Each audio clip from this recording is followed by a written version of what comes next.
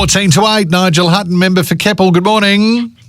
Good morning, Central Queenslanders. Now, we've got to be quiet because we've actually drawn you out of a very important meeting this morning, haven't we?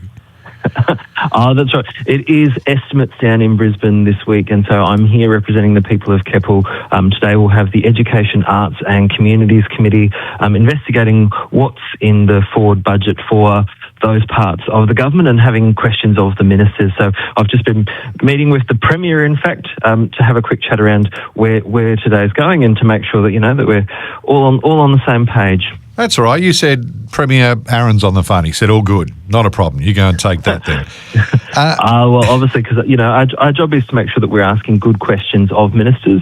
And, you know, that's an important part of that, is to be able to share what is being delivered across not only Queensland, but in my particular case, what's being delivered in Central Queensland. So a good opportunity to investigate on behalf of Central Queenslanders. We won't keep you long because we'll let you get back to the meeting with the Premier, but just explain the estimates process to us. Is it something that you got your head around pretty quickly?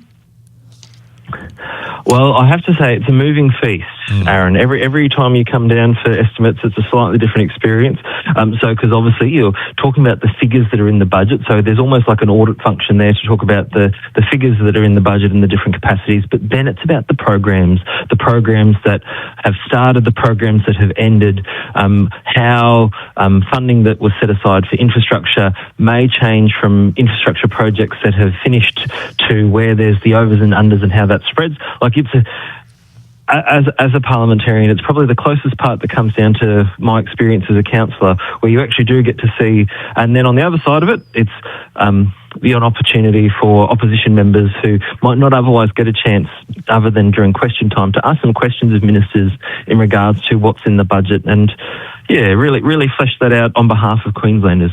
Well done. What have you made of this story going around this morning that Gina Rinehart pushed for Rockhampton to get the rowing before the venues were actually announced? Well, Aaron, Mrs. Rinehart, just like all Central Queenslanders, knows that the rowing belongs in Rocky, and I fully endorse her writing to the Deputy Premier as proposed by the Courier Mail today. Mrs. Rinehart's a smart woman, and when she sees that something should happen in CQ, she's willing to put her name up and actually advocate for it. And you've got to remember that this was a project that every member of the Team CQ was on board with. So you had Donna, Glenn and I, as well as Michelle, as well as Matt, as well as Mayor Tony, Mayor Bello.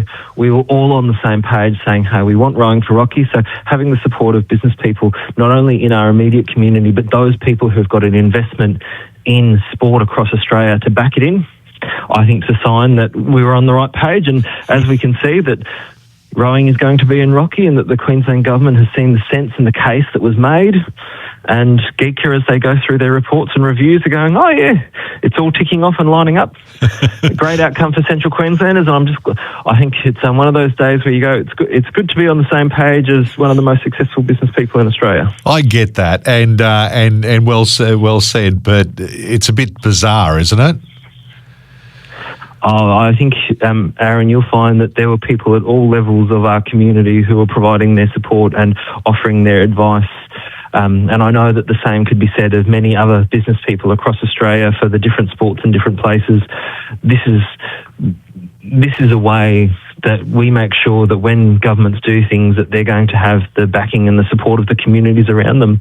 It should not be left to the politicians in the room to drive and say, hey, we think this is a good idea. Here's the backing of the community behind it. I mean, that's why Donna had great feedback from some of her market stalls that she was running at the time during the election. Yeah.